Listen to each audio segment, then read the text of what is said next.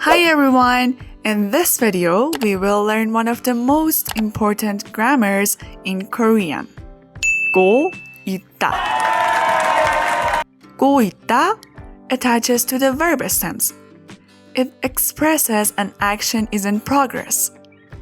In other simpler terms, this grammar is the Korean version of attaching the English ing ending onto verbs. And also, 고 있다 means to act continuously and repeatedly. Let's see some examples. 하다. 하다 means to do. 하 is verb stem. So, 하 plus 고 있다, 하고 있다. 하고 있다 means doing. 듣다. 듣다 means to listen. 듣 is verb stem. 듣 plus 고 있다, 듣고 있다 means listening. As you know, 고 있다 is basic form. Let's learn 고 있다 in other forms.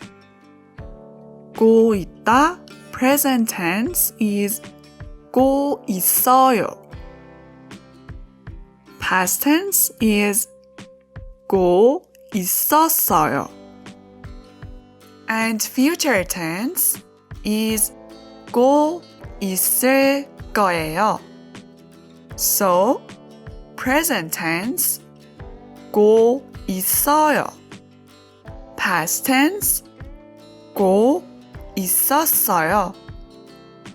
Future tense 고 있을 거예요. Let's see more example. 오다. 오다 means to come. 오 plus 고 있다, 오고 있다. 오고 있다 means coming. In present tense, 오고 있어요. 오고 있어요 means is coming.